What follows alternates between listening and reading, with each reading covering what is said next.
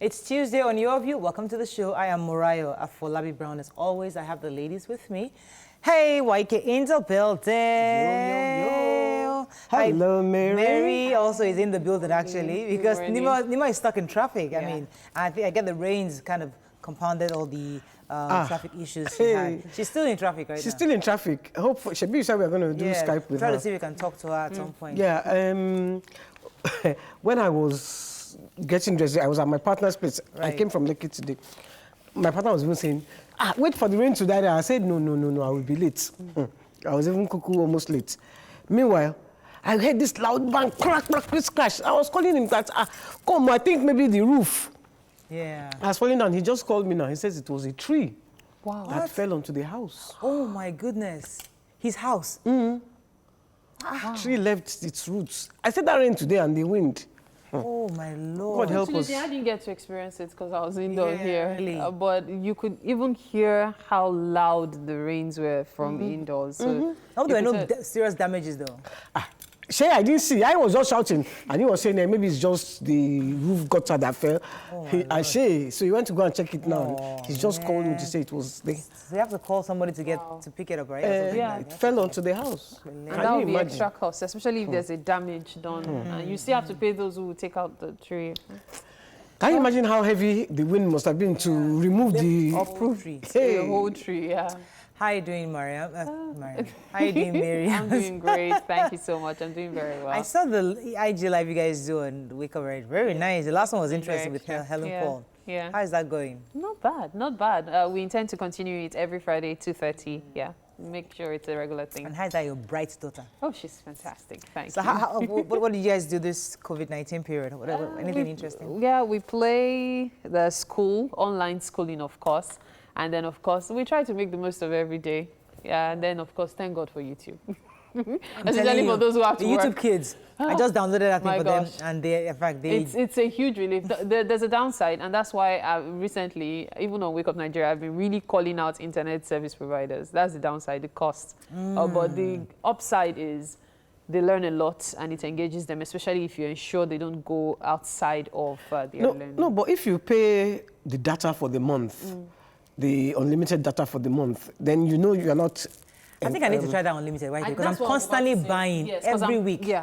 I'm buying data.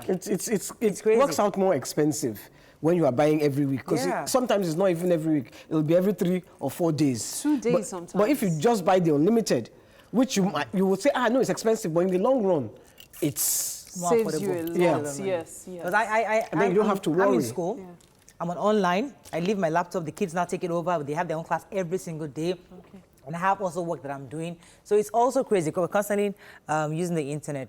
But anyway, Shay, you've been good, Sha. Yeah, I've been all right. Thank you. Okay. Any interesting things happening in your life aside from the tree falling on you? It's nothing. Oh, we are just praying every day for this COVID-19 to end. Yeah.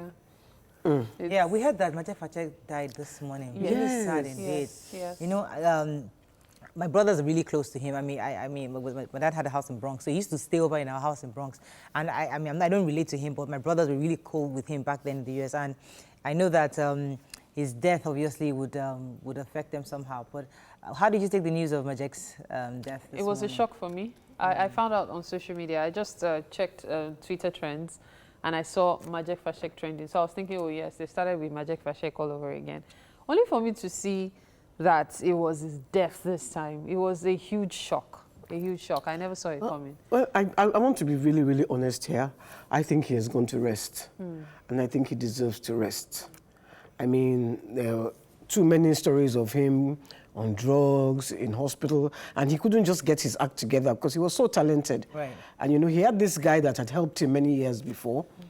No, not just a few years ago. And then, but because of Majek, who he was, he now faced that guy. That one now, Step back. I tried to talk to him that time, try and apologize to the guy, but the guy wouldn't even pick up his calls anymore. And his managers kept duping him. One stole his passport. You know, he went through so many hard times that he's just gone to rest. And I think we should just pray for the repose of his soul. Yeah, So and rest then in of course peace. that's his music. You know how it is when someone dies, suddenly people start listening, buying, streaming. let's hope the proceeds actually go to his children, because this is when they need the money for their father. All right, from their let's go on a father's, break. Legacy. When we come back, we'll go through the front pages of the papers. Stay with us, we'll be right back.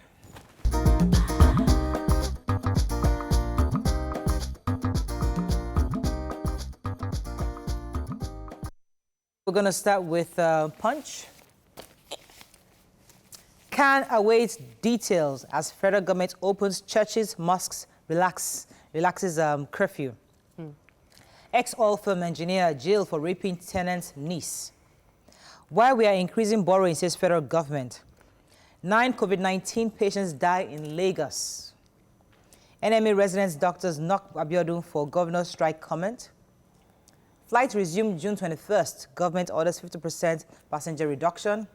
And Buhari hosts Obaseki APC governors meet Oshomole and the National Working Committee. And picture here, IG deploys squad as protest rocks Benin over Uniben students killing. So I was told that, I read that story, like Uniben, a lot of young ones protested at the state government house yesterday, protesting the death of Uwa, and ensuring that the police investigates this killing. Yes, a lot of stars have come out to support it. Messi, I think it's Messi Aigbe and Small Doctor. Yes. They've been posting on Instagram and supporting it.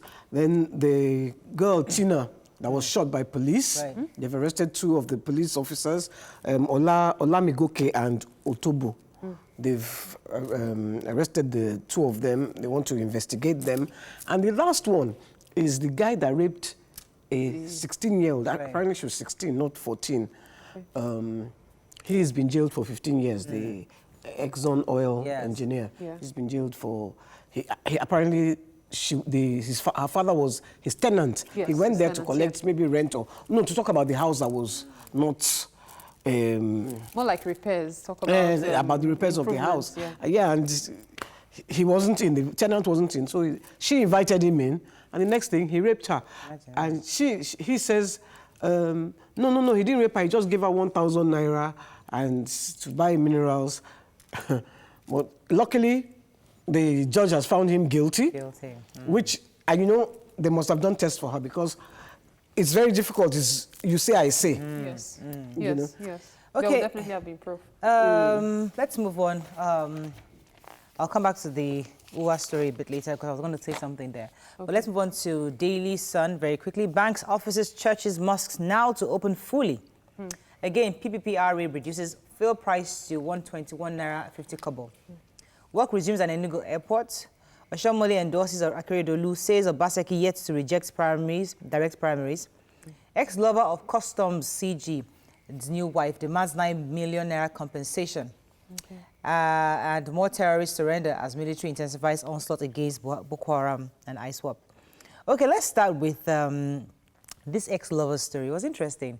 So, you know our dear Controller General of Customs, you know him, Ali, now. He got married over the weekend, and after, I think he lost his wife 2017. It's been about going on 3 years now. So he remarried this young girl. And after they tied the knot, 48 hours later, the girl's ex now sent a letter via his lawyer to the new couple that, listen, she has to pay him back 9 million naira. And he kind of broke down exactly what she was to pay for. The fact that he used to fly down to come and see her, the stuff he bought for her. And I was told, I spoke to a lawyer yesterday, and they said that actually it's a legitimate case. I mean, she's actually, by law, there's something called, something about jilting a lover. So you've promised marriage, and you did not agree, he can actually sue you and get compensated for that. I didn't know that. Yes, if you get engaged and you don't come through with it, or you break it off without a good reason, yes, it's possible. It's actually kind of like divorce, but not really divorce. Except this one, you just pay compensation. Most people in Nigeria just overlook it. That life promise goes on. is a debt. Yes, a promise is a debt. You have to pay that debt. So yes, the major headline: banks, churches, mosques now to open. According to our president yesterday, you read you watched the address yesterday, where he was saying that curfew will now be from 10 p.m. to 4 a.m. in the morning. But I don't know, churches opening, what are your thoughts on that? Okay, so personally, I do not think churches opening is a good idea. I don't really buy this idea of churches and mosques opening. because it's kind of contradictory where it said that only when you're more than 20 in a particular place, it's not acceptable. And then in the same vein, you're saying churches and mosques should open. There is no way people will not interact. There is no way people will not literally breathe into each other. You're singing praise and worship, for example. You're singing on top of your voice. Yeah. You're already spreading things. There's no, and the way the church, the aisles are even organized. Even the pews. Yeah. The way when you get through, when you go to the bathroom, there's no way you not touch somebody or somebody cough on you. Exactly. And that's even one. The other contradictory part is that there's children's church. Hey. Children's church is like school. So you have lockdown school. You're saying schools can't open. But there's children's church. If I go to church, I'm not going to leave my kids at home. I want to take my kids to school, to church. To church with you, so children's church is like school, really. So what's the difference? I don't know. Well, and then we're saying we don't want schools to open yet, but you're allowing Sunday school because there's no way you can tell parents, okay, keep your children with you in church. Most churches don't allow that. Yeah. And it's the same thing for mosque. We can even allow, because most times you keep to yourself while praying, but at the same time, there will always be interaction. We have to move on. It's a hot topic. I think it's a hot topic because bars are not allowed to open, and bars can actually practice social distancing. Mikey. Depending on, You said what I'm explaining you. You said what I'm explaining you. You mentioned the bars. I must say my own. Yes, yes. No, because we can practice social distancing. You said that, but you have to be careful not to share glasses. Okay, that's true. Bars, so you don't have to do the party, that dance part. Yeah. Just the it's bar. It's different from a club. Yeah, you go hang out and then leave. Gyms too.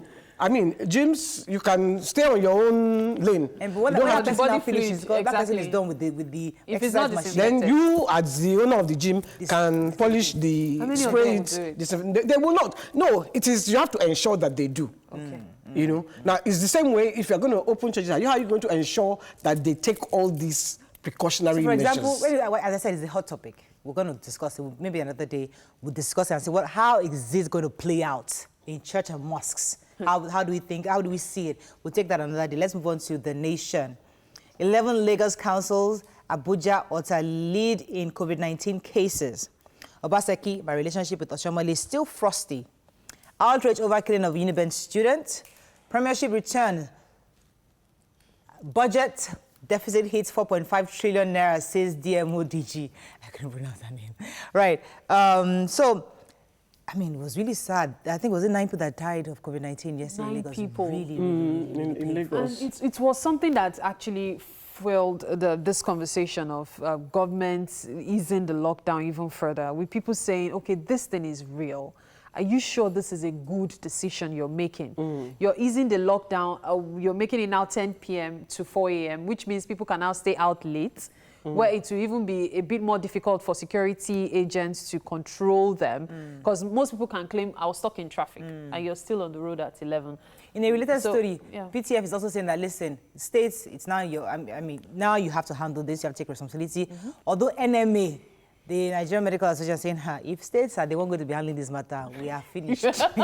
We are finished because they don't think they have the capacity. Yeah, some states, yes, are trailblazers in this, where we see what they're doing, but the others are not taking that kind of precaution that the NCDC will expect of them to take. Yes, YK? No, the PTF. Boss Mustafa, he spoke to Governor Olu yesterday, and he said he was surprised Governor Olu wasn't bothered, and he said no, he's not bothered, because actually the reason Lagos is like the epicenter is because we are the ones conducting the most tests. Yes. All other states, you will say you are doing 100 tests. You are not going to get the real numbers. So in Lagos, the reason we are the epicenter is because they are conducting more tests than everybody. That's why even in Lagos, we have to ensure we don't have more people coming in through the borders, because it's going to totally negate all the efforts the government is making here to ensure testing is travel ban is still on. Yeah, but that's another thing.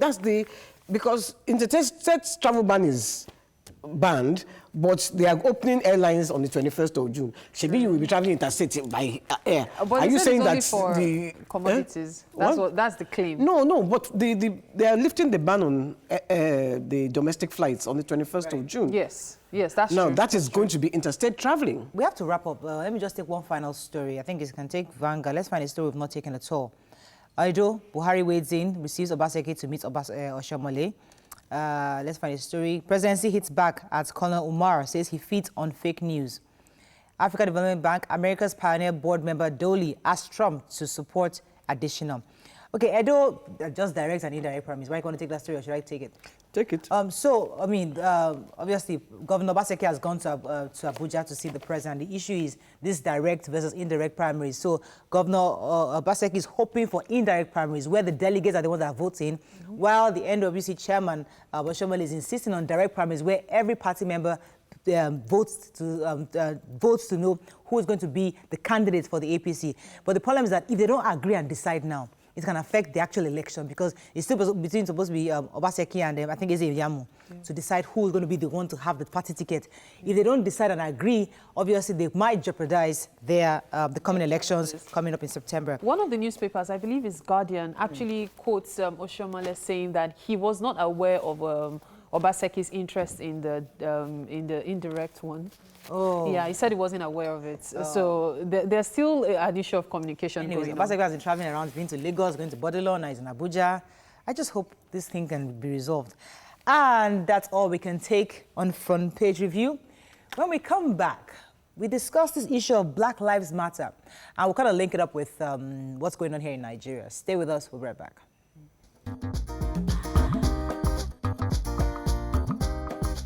Stay tuned. Your View will be right back.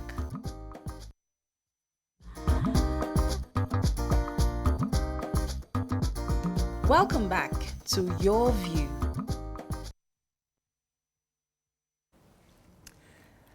Thanks for staying with us. Lately, Nigeria has been recording high number daily confirmed cases of COVID-19, with figure of about 555 confirmed cases.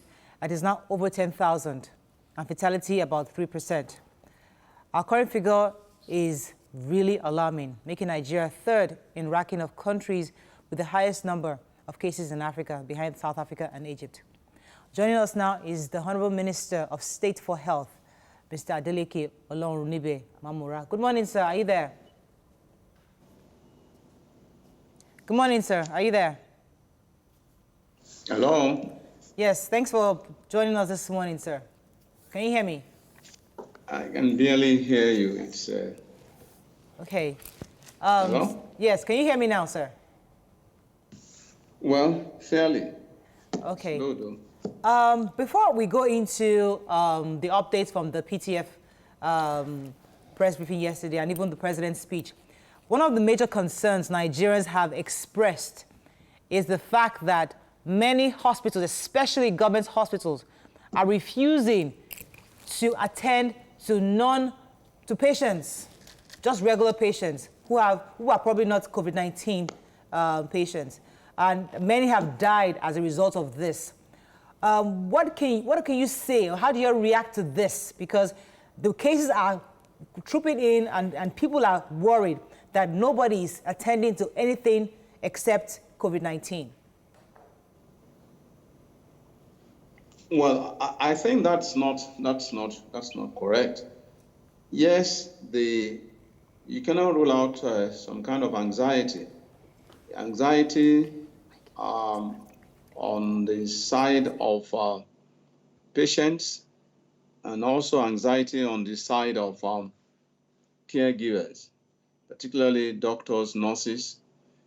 Now, anxiety arising from the fact that as a caregiver, you're not too sure of who you are seeing at a given point in time, particularly, of course, on account of not knowing the COVID status, if COVID-19 status, if one can put it that way, of the patient that you are attending to, because of the fear of not wanting to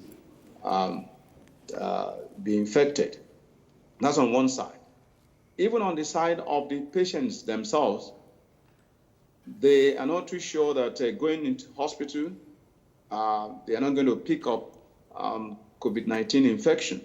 So that's what I mean by anxiety on both sides. Now, that anxiety may become heightened under a circumstance where that caregiver, a doctor or a nurse or whatever, does not have PPEs, that is personal protective equipment, available, to at least get himself or herself protected. So that's on one side. On the other side, and on the other hand, is that don't forget that because of the lockdown in itself, it makes it a bit more difficult for patients to even get to, be transported to the hospital, particularly in the night, because you have curfew, the night curfew and all that. So these are some of the factors that, but we have been, speaking with the health givers for them to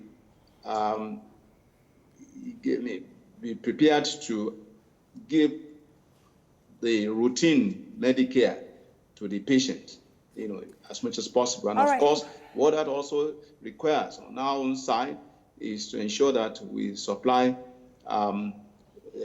personal protective equipment to these caregivers. I mean, I'd like to... And that we try to do as much as possible. I'd like to stay on this a bit, because the truth is that talking to them obviously hasn't helped much, because people are dying. We're talking about lives here.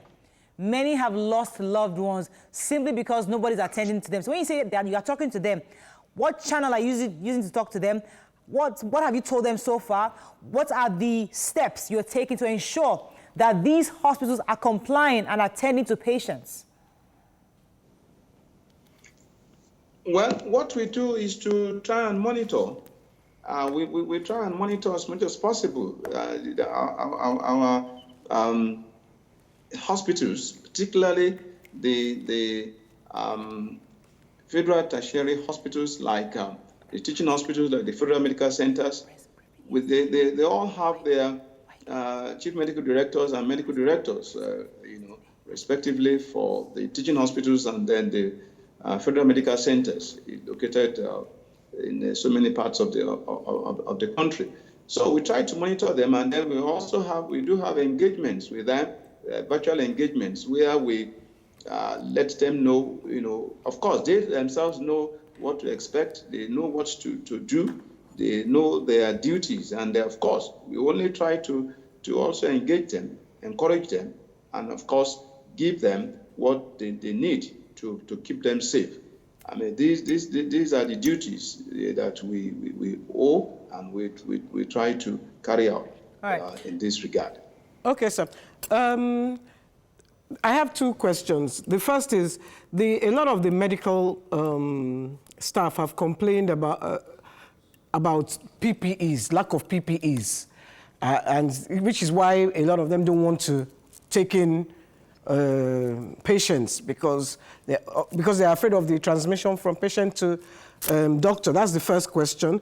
And then the second one is, you've eased the lockdown and you say we haven't reached our peak. How are we going to keep this from, because I don't know what the peak is now, or what you are assuming the peak is going to be. I know that in America they have over 1 million cases. So are we expecting that kind of peak, or what is the peak? Now you are easing the lockdown, everybody's going to work as usual, except for bars. Those are my two questions, sir. Well, when we say we haven't reached the peak, the peak is not magical in any way. The peak is just determined by that point in time where you're no longer seeing a rise in the figures. The point in time that you reach when you're no longer seeing rise in figures, that is what we mean as peak. And in our own circumstance, yes, by the time we decided to relax lockdown, yes, we knew that we were not there. We're not at that peak. And even as at now, the figures are still rising. Now, and the WHO guideline is not cast, in iron in any way. Each country is still expected to put in place measures that kind of suit the circumstance or the peculiarities of that particular country.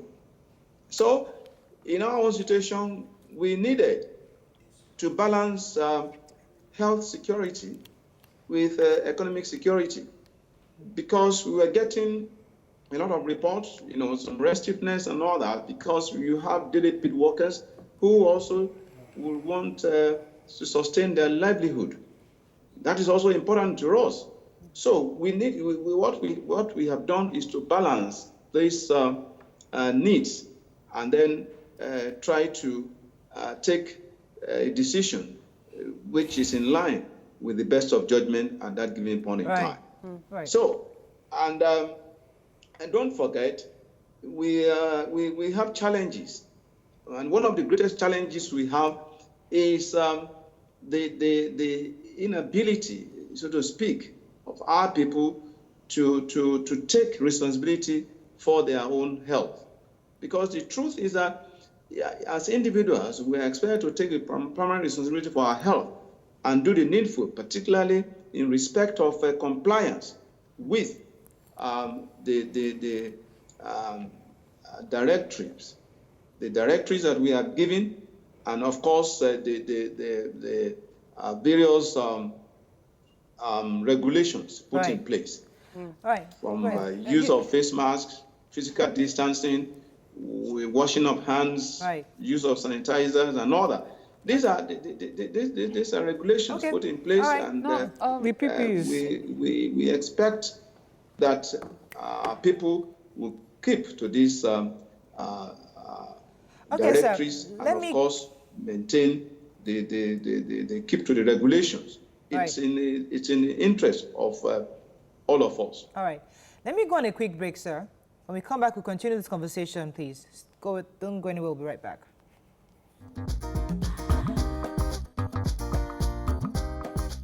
Stay tuned. Your View will be right back.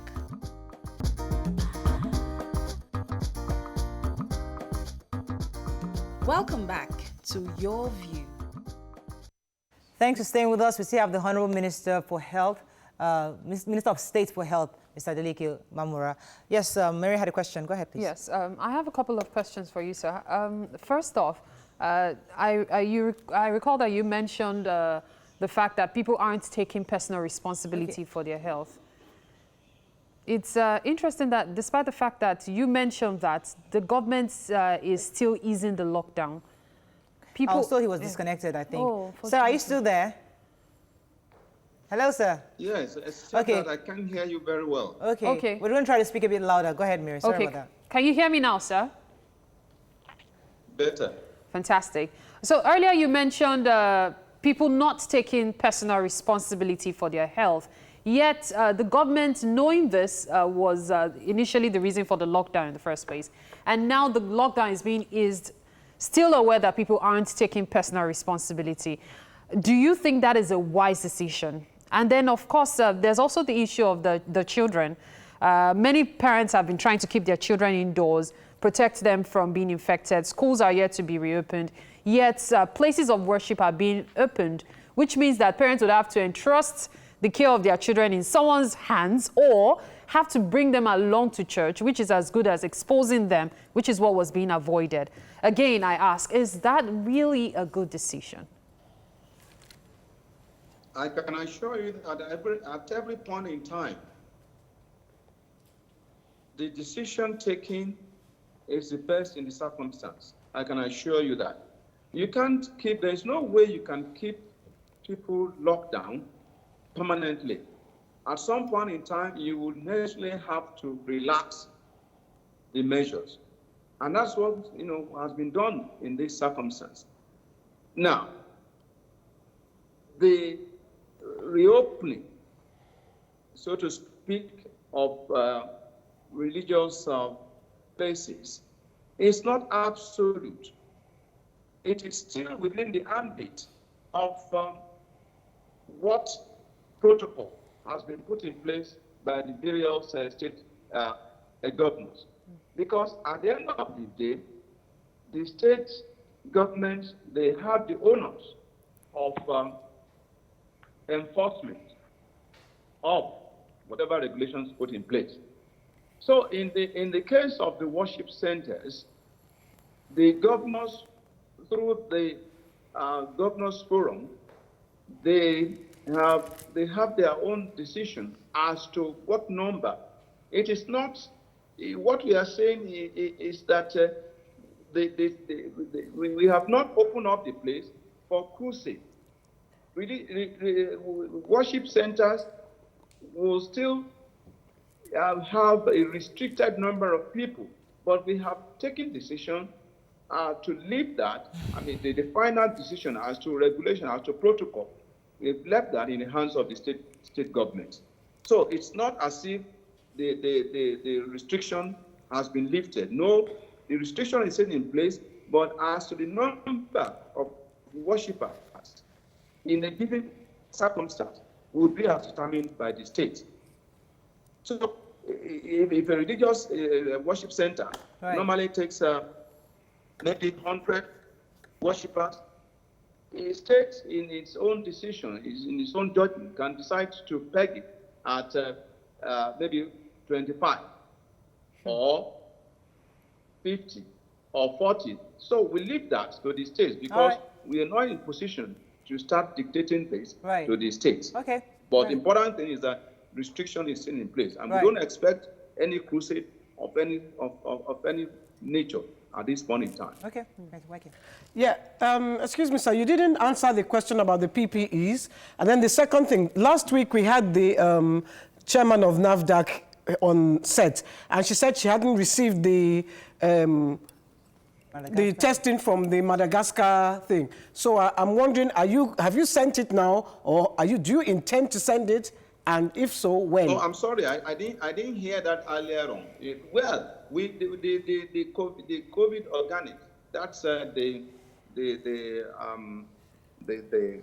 indigenous or the local remedy sent from Madagascar. Yes, we have received it, and we have forwarded this to the relevant agencies. It's not just NAFDAC. We also forward into National Institute of Pharmaceutical Research and Development.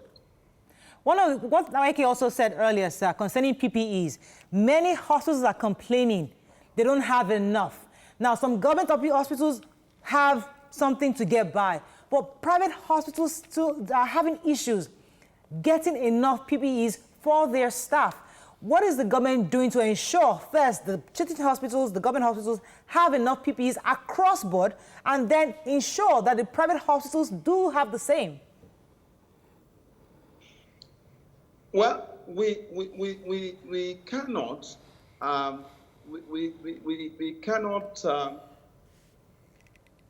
the primary, let me put it this way, the primary responsibility is for government hospitals, whether at the tertiary or at the secondary level. And of course, the states themselves provide some of these things. What we do at the center is to support. We support the state governments, and of course, we also give priorities to the federal tertiary hospitals, that is, teaching hospitals and the federal medical centers. We give them these PPEs based on the number of patients that they see or the number of positive cases that we get from the states. So this NCDC, Nigeria Center for Disease Control, is in touch. That's why we have the emergency operation centers of the states that work with the various states to know what the situation at that given point in time and be able to determine where and when the need arises. The PPEs are supplied to the states, and when the supply is going down or is exhausted, they know when to give a feedback to the NCDC at the center, that is, in Abuja, to now give or supply more when the present supply has been exhausted. So we do this, but of course, that is not to say that we will necessarily have enough at every given point in time. All right, let me pause you for a second, sir. That because I have a caller the various practitioners, clinicians, and caregivers You know that the PPE, they are graded in the sense that someone who is at work at the ICU or treatment center will not necessarily, the kind of PPE that would be required is not the same as somebody who is just seeing the patient at the isolation centers. So I'm saying that the degree of PPE is needed. Because when you talk of PPE, you are talking of face mask, you are talking of headgear, you are talking of face shield, you're talking of gloves, you're talking of boots, you're talking of the wear. But I'm saying that this whole thing is not what you need at every point in time. Right. If you are seeing a patient at the emergency, you probably not need more than the face mask, the hand gloves, and possibly the face cover. Okay. Let me pause you, sir, for a moment. They are in grades. Let me pause you for a moment. I have a caller who's been holding for a while. Good morning, Yakub. Are you there? Yeah, Mario, good morning. Please go ahead. Thank God, God bless you all. Yeah. Mario, quickly, God bless Sister Yeni because of the question that he put to Honorable Minister concerning the coffee organic. If I remember, I'm the one asked the professor that particular day that he came on television and then concerned about that coffee organic. Mario, I would like you, after you spoke to Honorable Minister, if possible, I would like you to put call to Professor Mojisola as well to confirm the station of that coffee organic. That's number one. Number two, my question to Honorable Minister now is this. That time the Director General of NAFDAC came on. She says that they had meeting in Abuja concerning the herbal drugs. And then there's a probability of 3 or 2 became the cure for coronavirus. I want to know, Honorable Minister, what is the situation of those herbal 3 drugs that the NAFDAC DG is talking about? What is their situation now? Because we are at war. And then I'm of opinion that we should not open our school at this time around. Thank you and God bless you all. Thank you very much. So, Honorable Minister, I want to know what the update is for those 3 shortlisted herbal remedies that the DG told us about last week. But I have to go on a quick break. When we come back, I'll get the answer to that question. Stay with us. Don't go anywhere. We'll be right back.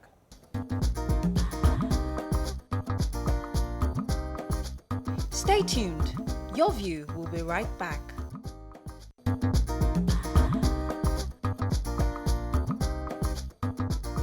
Welcome back to Your View. Thanks for staying with us. So before the break, we're asking the Honorable Minister about the 3 shortlisted herbal remedies that the DG mentioned to us last week. Sir, what's the update on that? How far have they gone with the testing? The testing on herbal remedies. I hope I heard you right. That's yes, what sir. You're saying? Yes. Well, it's a long process. It's a very long process. What we did was to have interaction with those traditional medicine practitioners coming forward with their claims, and we have collated these claims and we have forwarded them to NAFDAC. Of course, there is a process. The first is listing. Some of them have got their products, listed, but majority are yet to. So what we are looking at is how to assist them in fast-tracking as much as possible without, I repeat, without compromising the due process. The first is listing, and from there, it will also go on to NIPRIT, that is National Institute of Pharmaceutical Research, to really do analysis, and then proceed to what we call the clinical trial. But the first step is that of NAFDAC, which is to determine that a particular product is fit for human consumption. That's all. That's all NAFDAC does. NAFDAC does not do clinical trial. So it's a long process, and we are just at the first, Okay. or the lowest rung, Right. so to speak, of the ladder. Okay. So it's not something that is, you can just, there's a limit to how much you can fast track it. There's also cost implication. Right. Then you need to source for patients, because who will be volunteers? I repeat, volunteers. You don't just start, administering a remedy that has not been tested, that has not been certified, that has not been analyzed and validated, and you start applying to know. There is a due process, which it's a long process. Okay. It's not that easy. All right, sir. But Okay. we are looking at the challenges that they have and see how best to assist them. All right. Like the challenge of protection of intellectual property. All right, sir. Thank you. Go ahead, Mary. Yeah, I just want to re-emphasize on the issue of the PPEs. Yes, there are certain stages, as you said, for some doctors, especially regarding who they are seeing. There's a limit to the kind of PPEs that will be made available to them. However, for these doctors, there is still the issue of they not getting adequate PPE. They need more equipment, according to many of these doctors. And so it begs the question, why aren't we considering local production to aid it? Many Nigerians have been encouraged to start using the cloth mask to protect themselves. And then we have local industries that could actually manufacture this. Because it's a problem if a doctor has to wear the same face mask all day, for example. That's not healthy for him. And besides many other factors. So while we are trying as much as possible to provide these PPEs, isn't it also important to make them so much available that they can also be disposable? Well, all options are being considered. We are also encouraging the local manufacturers to come up with whatever that we can use in the circumstance. You see, the reality is that you may never have enough. Even in countries that are even much more developed than ours, they are having these challenges. And that's why I mentioned earlier on rational use of PPEs. The general populace that we have advised to use face masks, we are not insisting. In fact, we are saying that you may not have to use a medical mask or surgical mask, that even just handkerchief, just to cover your nose, cover your mouth, will do. That's the general populace. The people that really need medical masks, surgical masks, they are people who work in the hospital environment. Right. And we are saying that. That's why the cloth mask, that is why it's so common around now. We encourage that.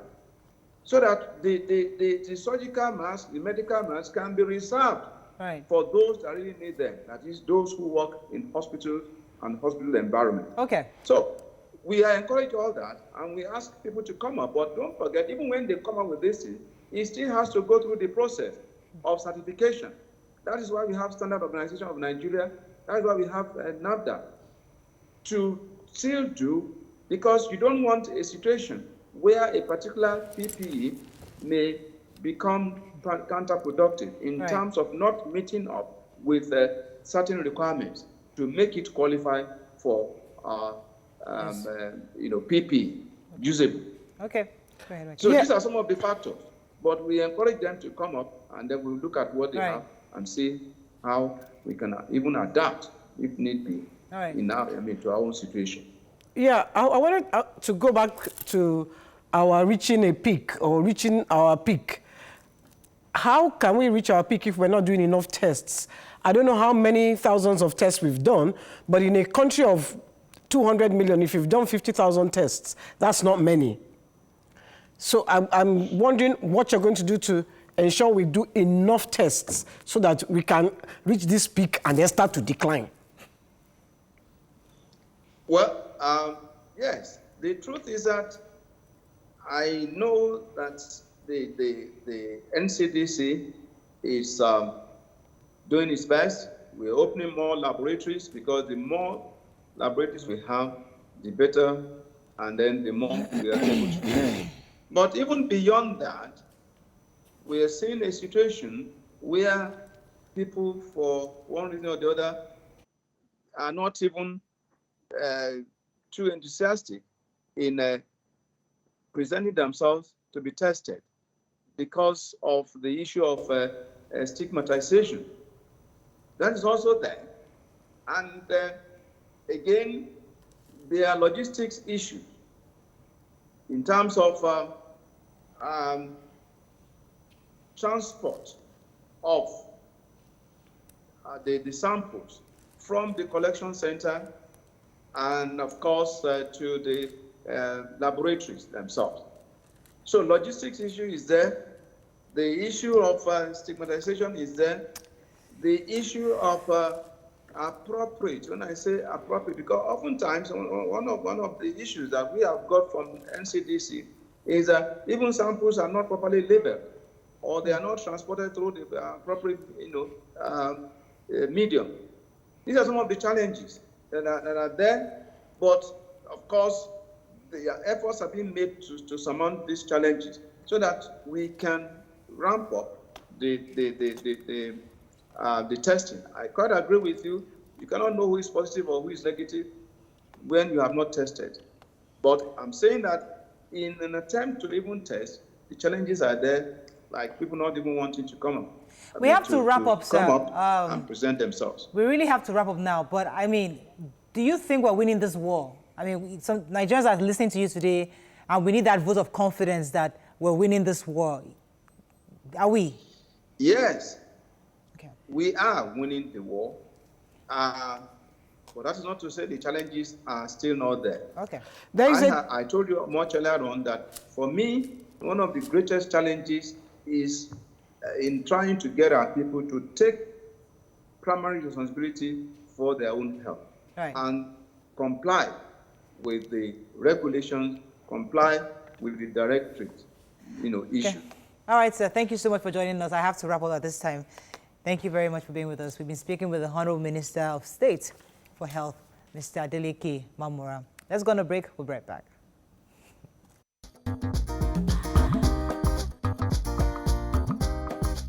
Stay tuned.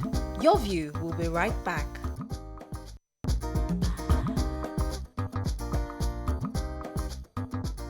Welcome back to Your View.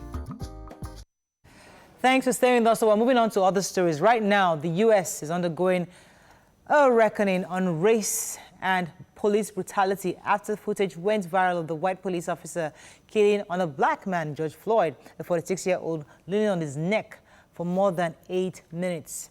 Now, we have Nigerians living in the U.S., and we're also concerned about how they are participating or not participating in this protest.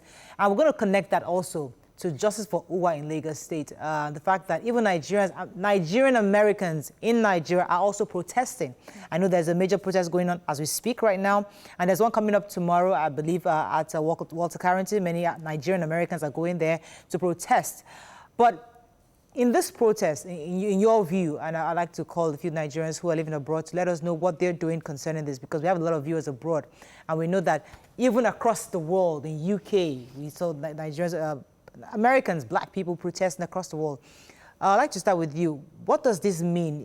Do you think this can cause a more ripple effect across the world, or do you feel that locally in Nigeria we have enough problems that we didn't even worry about George Floyd? What do you say to this? Locally in Nigeria, we do have a lot of problems. Yes. So yes, the George Floyd one is also just another of the things that people want to talk about. But realistically, we cannot ignore the fact that all over the world, racism still exists.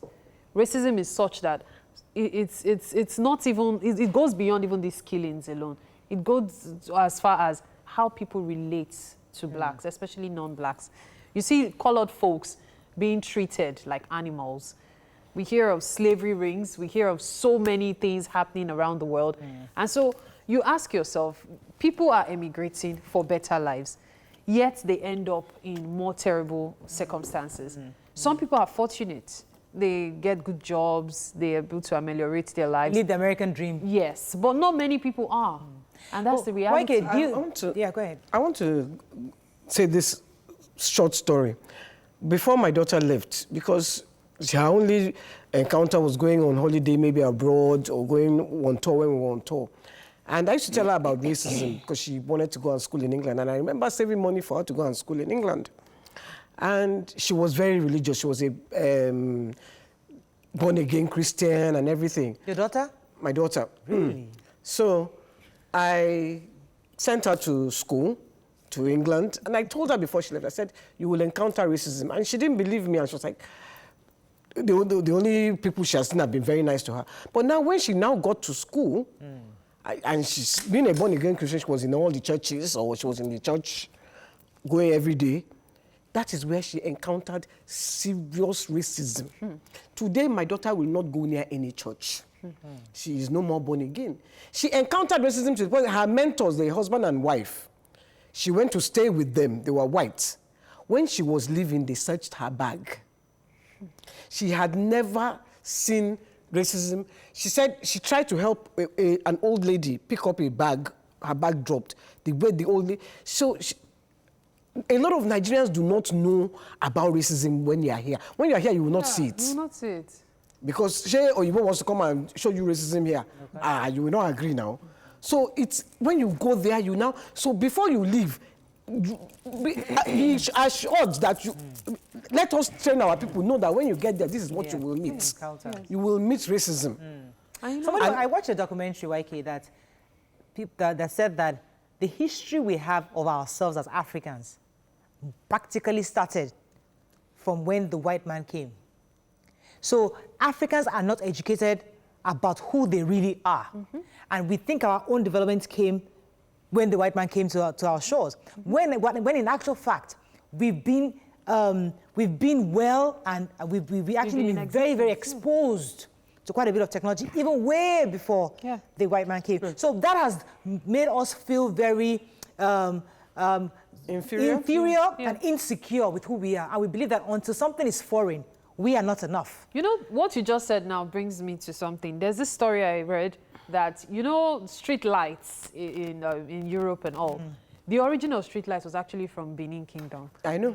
Apparently, these guys came to Nigeria, to Benin Kingdom, and they saw this light. You know, there were torches in the neighborhood just so that people can go around at night, and they were baffled. So when we look at ourselves as Africans, we think we are not capable of anything. Meanwhile, we are also inspiring. Wide roads. Wide, you see, what okay, let me take, I want to take this, but let me take this call first and I'll come to you. I don't want you to lose that thought. Anthony, are you there from the UK? I am here, Murad. Thanks for calling. Go ahead, please. Thank you very much. I'm a first-time caller. Welcome to the show. Thank you for joining us. Thank you very much. Just a quick one with regards to the questions that she's just raised with the Honorable Minister. And the question that was asked if we're actually winning this war. And he said yes. I mean, I could see the smile in your face after the response to that question. It's quite unfortunate that when we are supposed to actually be telling ourselves the truth, we don't. Now, I heard when the Honorable Minister talked about basically experiencing problems with things like logistics. How can they be having problems with logistics around, especially at these difficult times? Now, the previous guy that called, I think Yakub, I constantly hear his contributions to this program on a daily basis. And that gentleman asks very, very intelligent questions. But unfortunately, most of the questions that he asks and the respondents you have, which again, you... Hello? Oh, please try calling us back. It's important that we hear your views. Thank you so much for your thoughts on this. Going back to this issue of George Floyd, and we're still going to bring it back home because it's not just, for me, it's not just about George Floyd. For me, is the high point of what happened to George Floyd for me was the fact that Black Americans are saying that the white community, their silence is too loud. And it's time for the white community to start speaking against this discrimination against Black people. And now bringing that home for me in this issue of justice for Uwa, the connection I make is that it's time for the Nigerian men to start speaking. Yes. We're not seeing enough of you talk. We women have been at the forefront of fighting against rape, domestic violence, against discrimination, against equality. We've been speaking all this while, but our men are not speaking. Your silence is too loud. So I'm looking at the George Floyd story and I'm saying, I'm bringing it home to Nigeria that we're tired of saying women to putting placards out there. We want our men, our politicians, our leaders. We want you to be at the front lines, fighting this battle, saying it is wrong to rape. Yes. Rape is wrong. Saying domestic violence is wrong. Saying discrimination is wrong. When we see that, there's something it does to our psyche, even to the children, the young people out there. For me, that's my own message today. I'm not, yes, George Floyd is important, but I wanted to make that connection that if you value this issue that we're talking about, we want more men speaking up and saying no to rape. Yes. That for me now shows that you are indeed empathetic to what the average Nigerian woman is going through. Yeah. I think I have a caller. Good morning, are you there? Ooh, I lost that. Yes, go ahead, Mariam. You know, on social media now, we see more guys talking against rape. Yes. We see more male celebrities condemning rape. Yes. But it did have to get to this stage. For such a long time, when someone comes to report rape, there's this, it's your fault. It's probably the way you're dressed, even when you're wearing a hijab. It's probably because you went to where you're not supposed to go. Even when people have gone to where they're not supposed to go and still got married and stuff. It's this, it's that. It's always a case of it's the woman's fault. Why can't we call out the rapist? There will be no rape without a rapist. That's the reality. So if you keep saying, so you were raped, what happened? Children get raped. Was there something wrong? So we need to stop going on and on about women are getting raped is because of something they did. It's time for men to tell themselves that, you know what, we probably didn't get adequate training. We were made to feel too entitled while growing up. It's time for us to take responsibility that we don't own women. Because I've realized something about the psyche of a rapist. It's not really the sexual intent. Is that it's dominance? just that, the dominance. I want to let you know that I'm bigger than you, that I'm greater than you, that I can take charge of you. And that is the problem. Let me take this call. Thank you very much. I think I have a call. Richard, I believe. Thanks. Are you there? Ooh, what's going on with our calls? Please, YK, get some ready. Rain is catching at networks. YK, what else to get in trouble? Yeah, so let's take a few tweets. But YK, I mean, I'd like you to link this. I mean, I know you've obviously experienced racism, and obviously the fact that there's this general silence. Everybody's talking about issue of rape in our society. But let me help you bring it. Yes, bring it home. Black people, African people should know who they are. A man who does not know where he's coming from, doesn't know where he is at or where he is going to. History, number one, history. The same way, if I want to link it to Uwa's matter, let our men know that it's good to be a man. You are proud to be a man. You don't have to be a dominant figure. Yes. You are a figure to be looked up to, not to dominate. The same way white people should know that you are human like us, you cannot dominate us. There is no white supremacy. There is only one race, the human race. Period.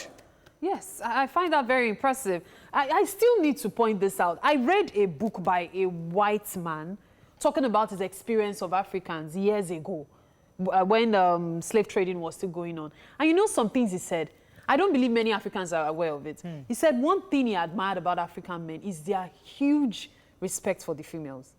Females were treated like goddesses.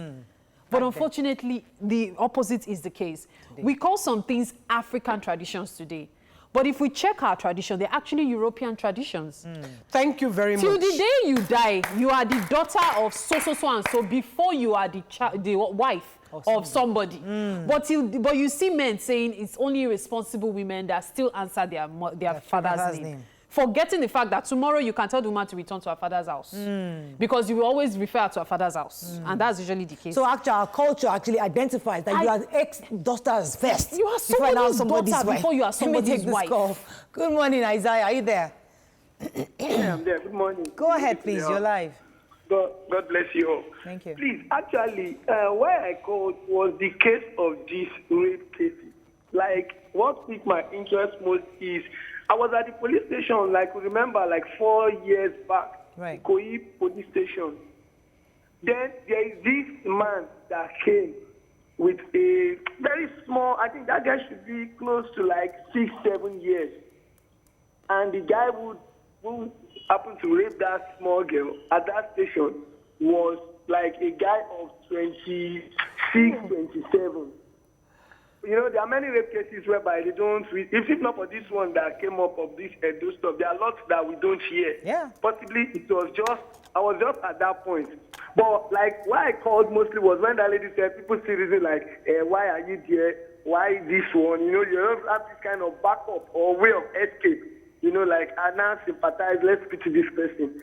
At that station that day, I just took a reminder. I said, what happened that day? I saw the IPO was the one telling the people that came on behalf to beg for that guy. They were men. They said they are the pastor of that guy, that the guy worships in their church. So they were pleading that the man should withdraw his case. You know, they were doing some biblical forgive and forgiveness. And so the thing just, when this lady just brought that in, I just had that flashback, that flash memory. Thank you so much for sharing. Right. You know, so the thing was so painful. Like, why is there no serious capital? Like, let there be a walk rally over this sexual abuse. Like when I was. Thank you very much, Isaiah, for that. I mean, listen. We are in a patriarchal society. I think one thing that most like Ghana is they call Ghana her.